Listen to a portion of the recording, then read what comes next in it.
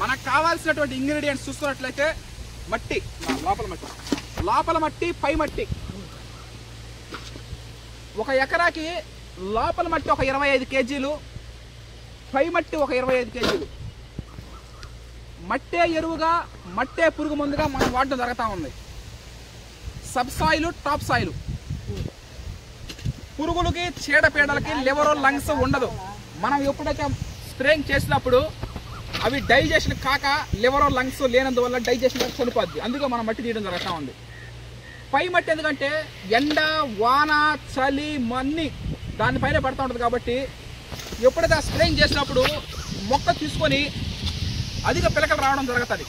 వీటితో పాటుగా మొలకల ద్రావణం కూడా యూజ్ చేస్తూ ఉన్నాం పిలకల సంఖ్య ఎక్కువ రావడానికి. లివర్, లంగ్స్ లేనందువల్ల పురుగులు చనిపోవడం జరుగుతుంది తినడం వల్ల.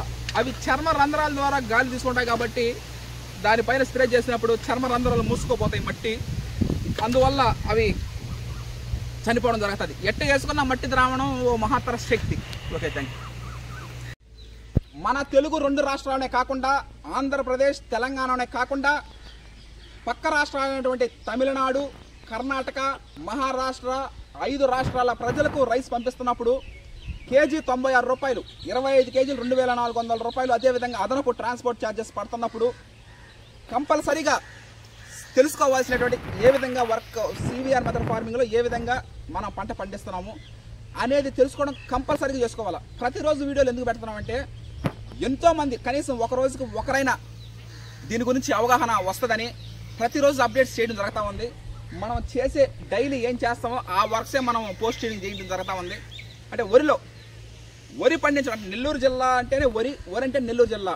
ఈ నెల్లూరులో ప్యాడీ వరి పండించడం అనేది ఎన్నో తరతరాల నుంచి రావడం జరుగుతూ ఉంది. అసలు నెల్లి అంటే తమిళంలో వడ్లు అని అర్థం, ప్యాడీ రైస్ ఊరు అని అర్థం నెల్లూరు అంటే. ఈ విధంగా ఇక్కడ మనం రైస్ 5 రాష్ట్రాలకి పంపించడం జరుగుతూ ఉంది. ఇది ఒక మామూలు విషయం కాదు. సివిఆర్ మెథడ్ ఫార్మింగ్లో దాదాపు 8 నెలలు పడుతుంది మనకు రైస్ రావడానికి. వచ్చిన తర్వాత వాటిని కన్వర్ట్ చేసి రైస్గా వినియోగదారులకు గమ్యస్థానానికి పంపించడం జరుగుతూ ఉంది. Okay, thank you.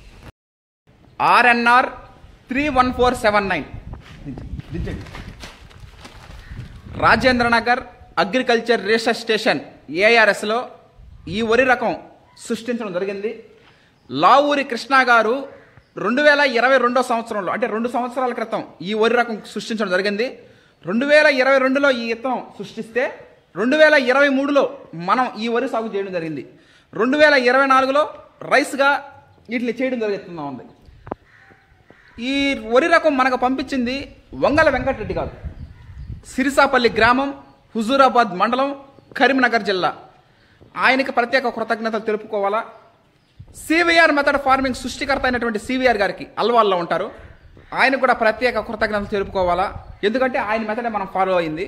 అదేవిధంగా వరి రకం సృష్టించినటువంటి లావూరి కృష్ణ గారికి మరీ ముఖ్యంగా ప్రత్యేక కృతజ్ఞతలు. సంక్రాంతి పండుగ దాకా ఈ రైసే, వీటితో పాటుగా RNR 15048 తెలంగాణ సోనా కూడా రైస్ తినడం జరుగుతూ ఉంది. Okay, thank you.